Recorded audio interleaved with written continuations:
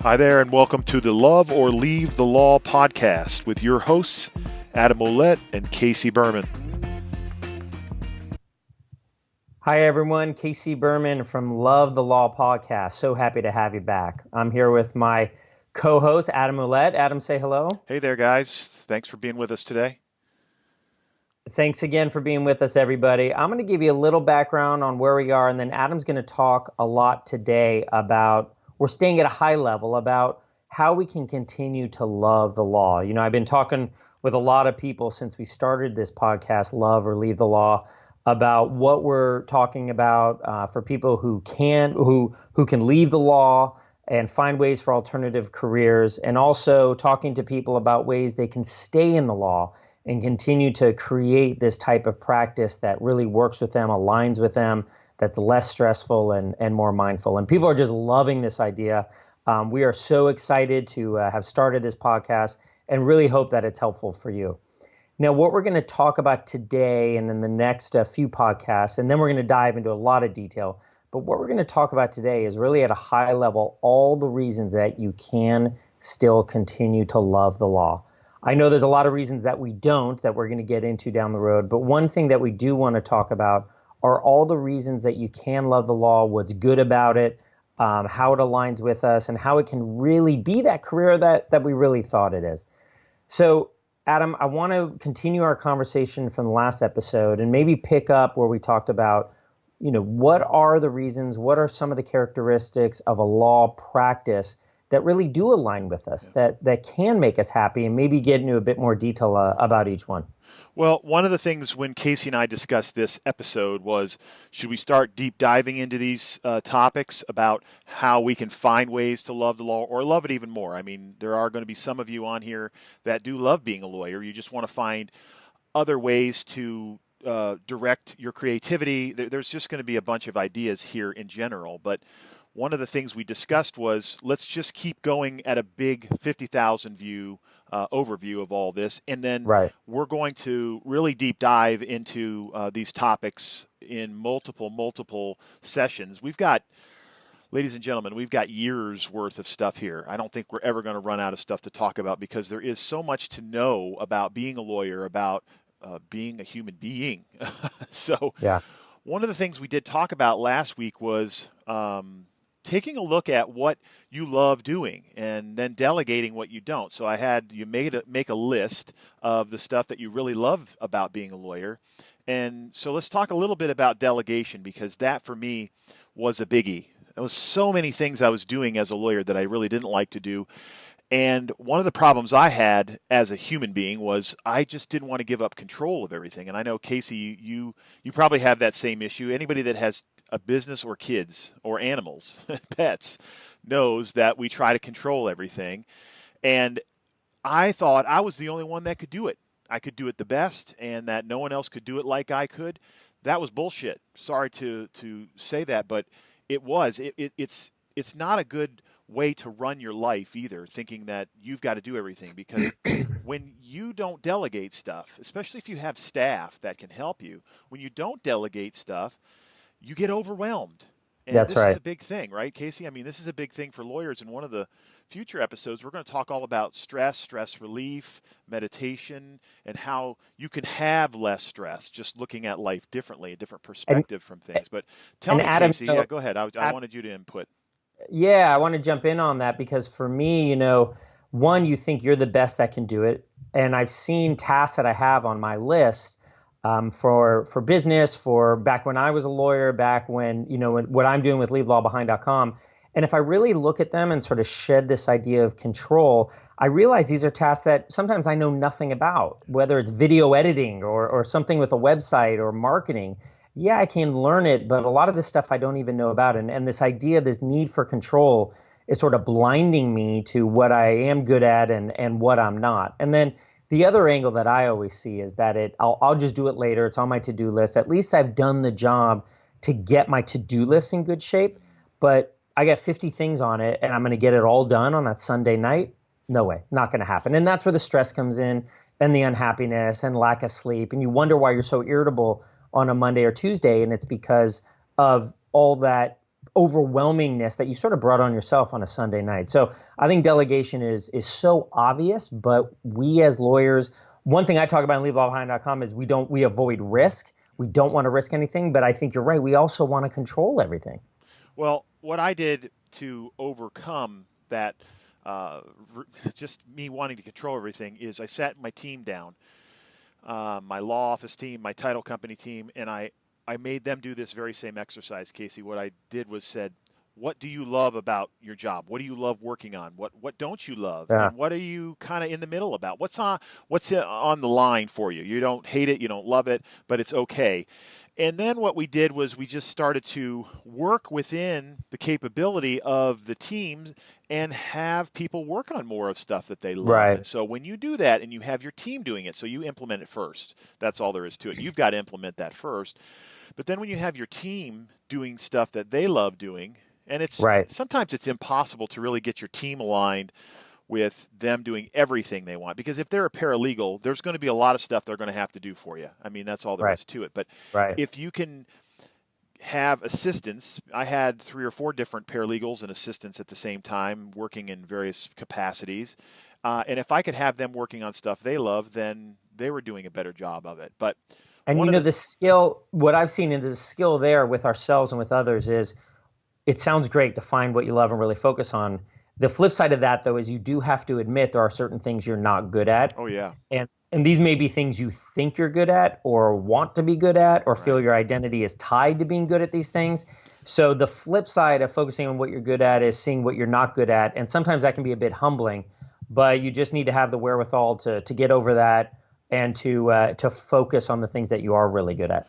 That's an amazing point. I'm glad you brought it up, because that focus is important as well. There are things that you may not like, that you may be good at. It really depends on how you're setting up your practice, your firm, and even if you're an associate, how you work with your paralegal.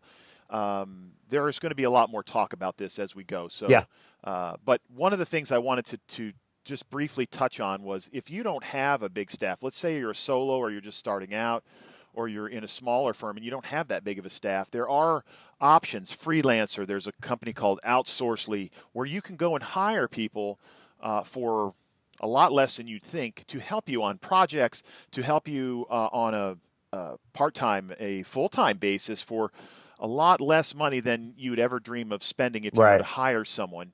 And we're doing that with this podcast. We're hiring independent contractors that are going to help us with all kinds of stuff, video editing, all the stuff that we know how to do, but we don't want to do. That's just not our Yeah. passion. Our passion is here bringing you these ideas and sharing this stuff with you, and we're going to have people helping us with this. So I just want to throw that out there, because there are ways to be in that stuff that you love and delegate without having full-time employees or even part-time employees. So check that kind of That's right. stuff out. Next, let's talk a little bit about having some balance in your life. As lawyers, we want to be in control, and we're going to further that topic a lot more too in terms of control. But what we have to realize is that if there isn't balance, if you're not spending time with your loved ones, your family, your kids, and spending time outside of work, where you're not thinking about work. We bring these phones.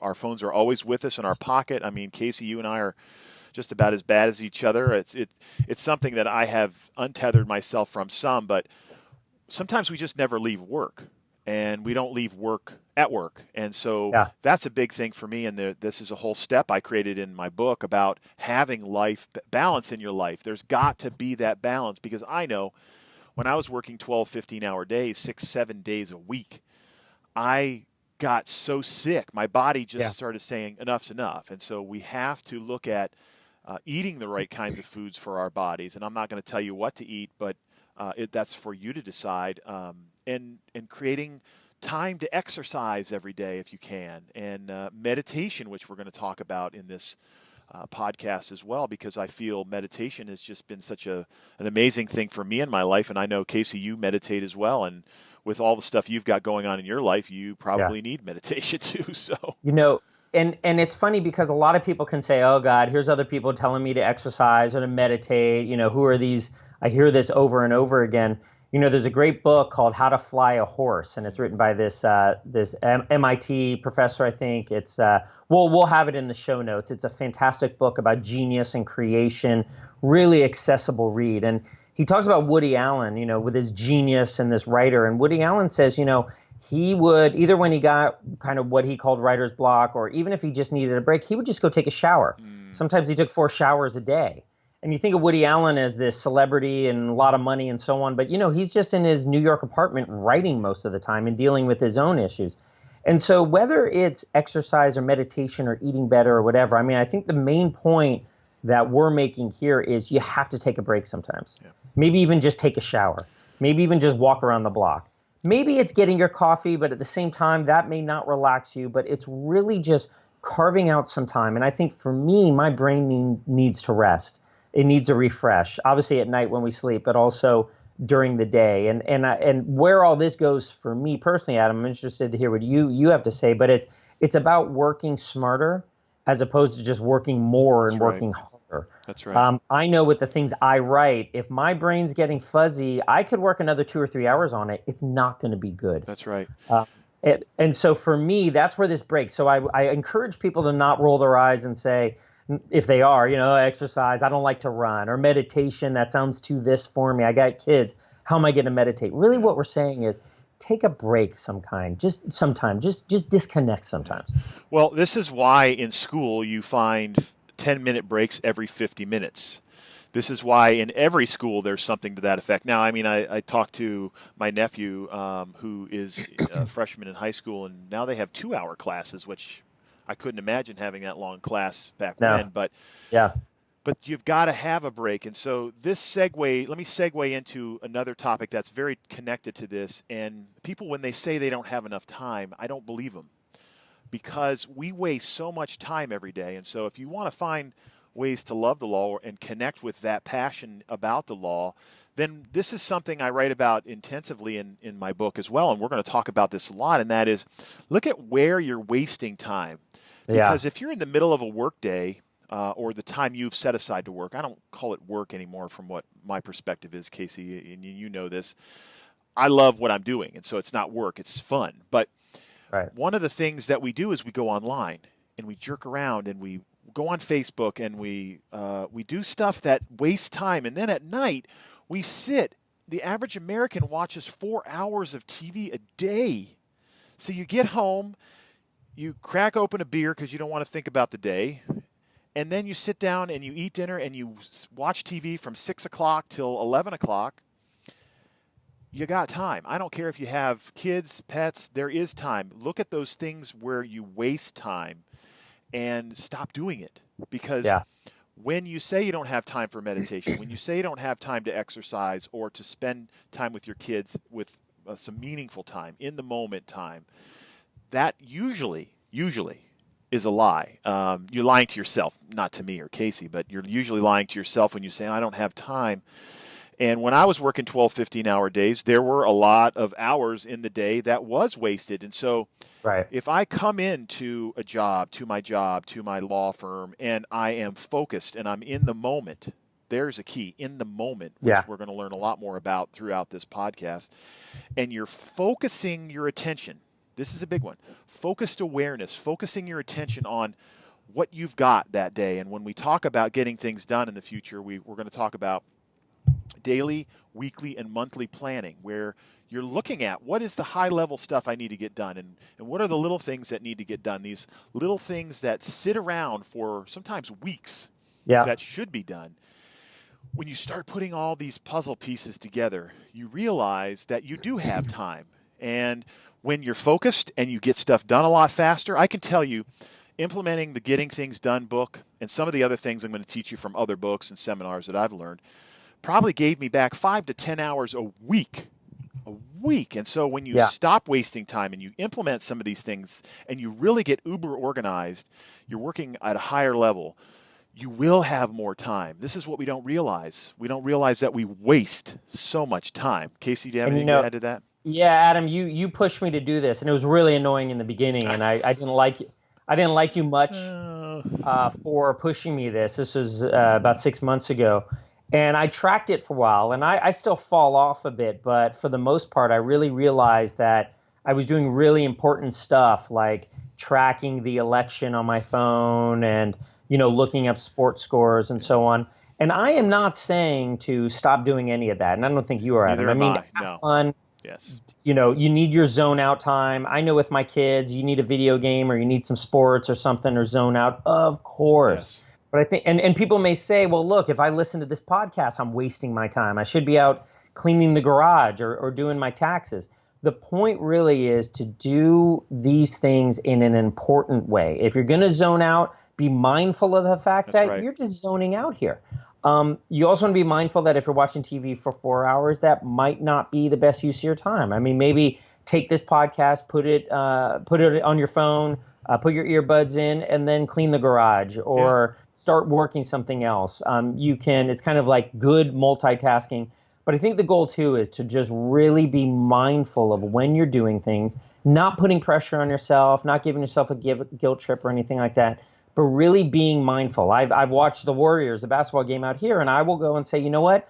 I'm zoning out now. I need this. And then probably about half hour later, 25 minutes, I'm going, you know what? If I'm honest with myself, I want to get up. Like Yeah. my zoning out is done. And if I watch this for another hour, to be honest with myself, I really don't need that extra Yeah. hour unless it's a close game and I'm having fun maybe. But you just want to be mindful of it. And I think the point, Adam, correct me if I'm wrong, where it comes to saving time is really being mindful about what you're doing in that moment and really pushing yourself in a good way as to whether you could be doing something else that's either more creative, more productive, or really just more beneficial for you. Well, I'm not saying don't watch TV. I'm not saying not surf the internet.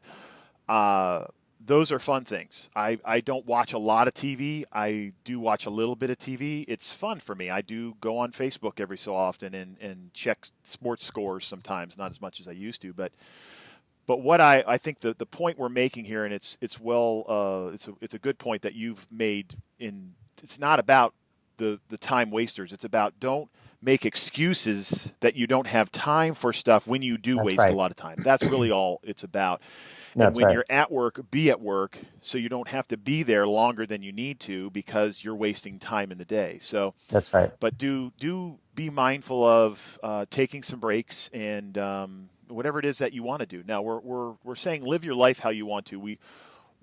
The whole thing about what we're teaching is giving you tips and understanding that we've been where you've been, and so you take it with a grain of salt and you implement it or don't implement it. But you can get a book and read it and never implement stuff. You can listen to a podcast and learn a lot of stuff when you don't Yeah. implement it. It's like you never bought the book. It's like you never listened to the podcast. So take what you will from all of this and use it if you want. That's all. And Adam, where what's been a big obstacle for me and something where I've sort of taught myself is the idea of baby steps, which we'll get into more also when we Yes, we talk will. about leaving the law. Small incremental baby steps that enable you to fail. If you make a mistake or do something, you haven't gone that far, so it won't be a huge disaster for you. But one thing that I fall into, and then we can jump to your next topic, but is when you take a baby step, you actually get a lot more stuff done. It's like incremental investing. You invest $5 today, you don't think it does much, but wait 20 years and you'll see how that has accumulated. It's the same thing with getting things done. Like for this podcast, I wanted to write the show notes and I want to do the video and I want to do the artwork and there's all this stuff that we have to do. And it's like, how do you eat an elephant? And then I was looking at all the stuff and I didn't get anything done because it was so overwhelming. There was that one time, you remember, Adam, where I just said, you know what? I am focusing on one thing right now. I've got 47 minutes before I had to go somewhere. I am writing the show notes for these, and I got it done. Boom. So I think really the other thing I want to add to it is when it comes to the saving time and wasting time, it's easy to say, well, I don't have time to get that 3 hour thing done. So I'm just going to spend a half hour surfing the web. What we're saying is bite off a That's little, right. take that 20, 30 minutes or whatever it is, get it done. It's not finished, but it will be. Yeah, there's a whole book that Brian Tracy wrote, and it's called "Eat That Frog." Yeah. And basically, the premise is if there's something you can do now that is a baby step is a part of that 3 hour project that you need to do it. Brian Tracy is an amazing author. If you guys haven't read him, ladies and gentlemen, you should check him out. Yeah. He's got some amazing books and is one of my favorite teachers. And so let's move on to just a brief overview. We're not going to dive into these too much because we want to end this episode so it's not too long for you. But beliefs, and habits. Habits are caused by your beliefs, and beliefs, I believe, create your reality.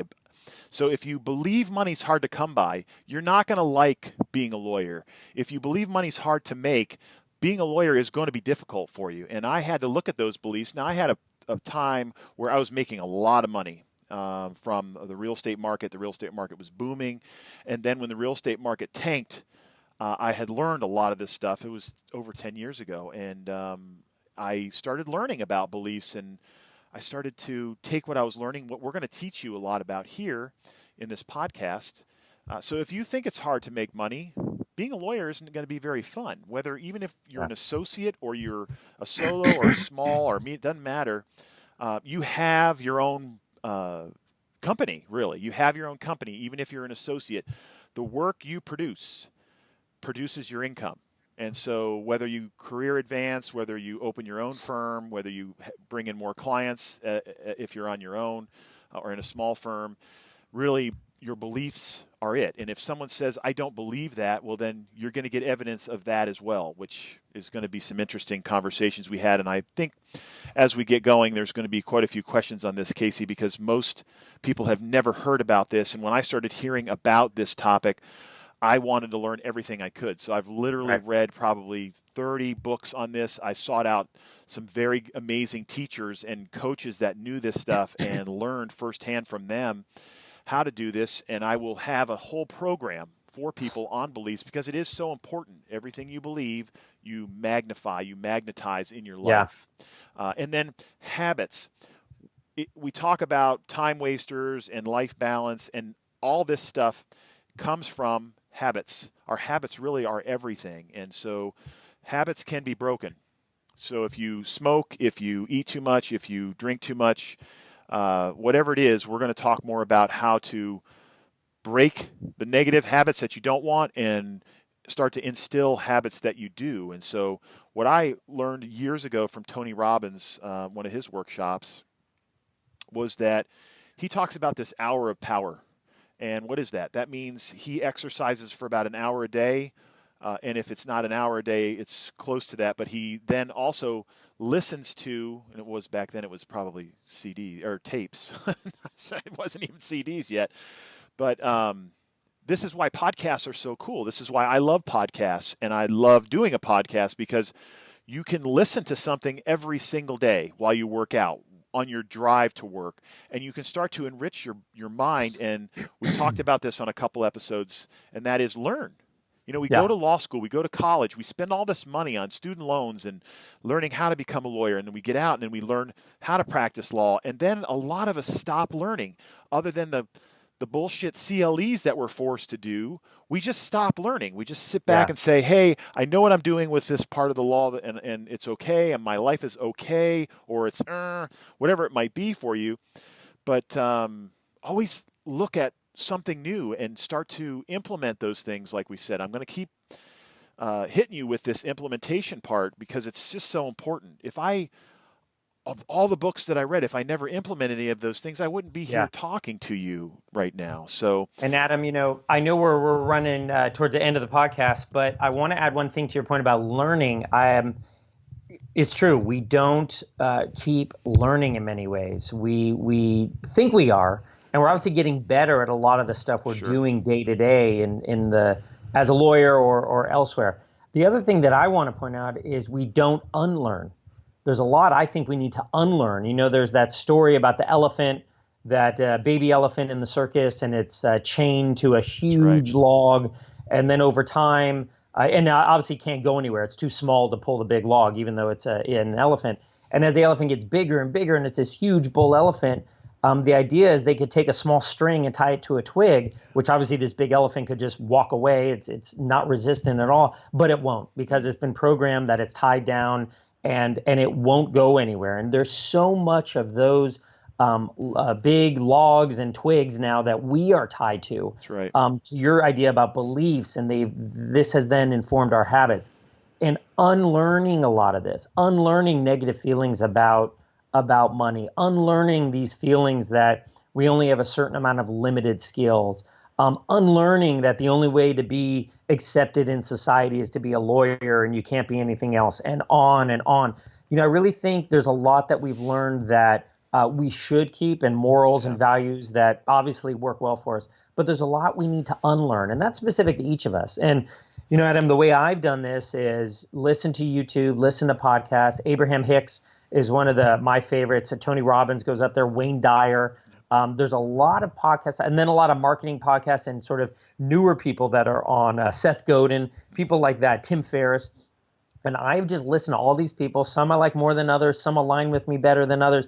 But the ideas they have and the people they come on, and I have literally stopped jogging with my dog and just paused and said, wait a minute, I need to rewind and listen to this again, because I have never, ever heard this idea before. Or this idea goes counter with everything I've believed and that I've been practicing for most of my life. So we need to learn more, but I also encourage everybody to unlearn more, which of course can be scary, but boy, when you have those moments and you hear these things that all of these people are saying out there, it is so beneficial for our life. Yeah. Yeah. And take everything with a grain of salt, because what you're going to take in is based on your beliefs. And as we get into this more and you check out some more of the stuff that we're both doing, you're going to realize that having an open mind is really the key to life.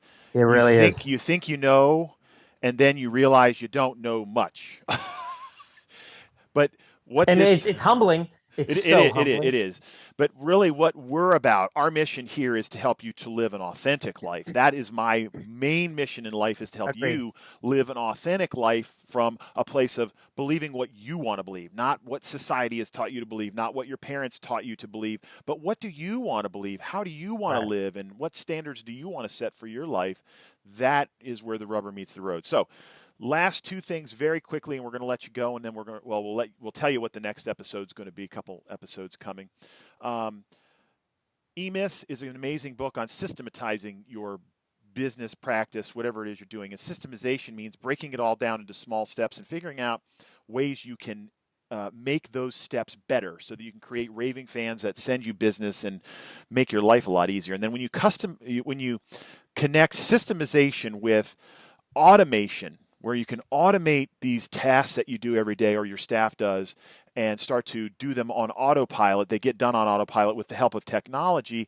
And then automating your marketing, which is a passion of mine, and Casey can tell you that. He understands that I love the idea of automating your follow-up and your customer intake and all that kind of stuff. So that's a high-level look at a lot of different topics, and we're going to go from 50,000 to 40 down to 10,000. We'll go incrementally into some deep dives on this, and we're also going to interview a bunch of people so that you're going to get some different perspectives on all these ideas and more. But Casey, why don't you tell everybody what's in the next episode that we've got coming next week? That's right. What we're going to talk about more, everyone, is why the law is an amazing profession. We talk about loving it. We talk about leaving it. We're giving you kind of our frank ideas. But what we really want to talk about is what is so great about the law. And I work with people to leave the law. And one of the first areas that I talk about is, are you giving the law a bad name? Are you giving it a bad break? Are you in a rough spot?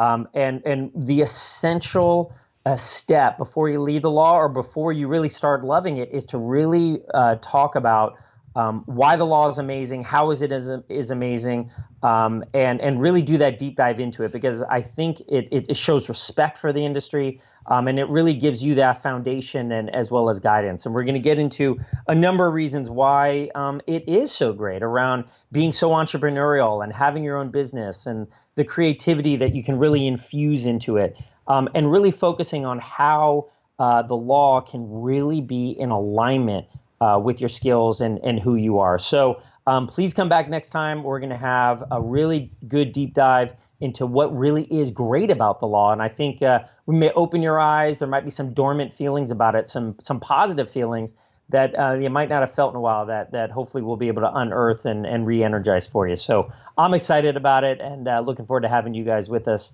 for the next episode. Thanks, everybody, and we'll see you in a week. Bye-bye. Bye.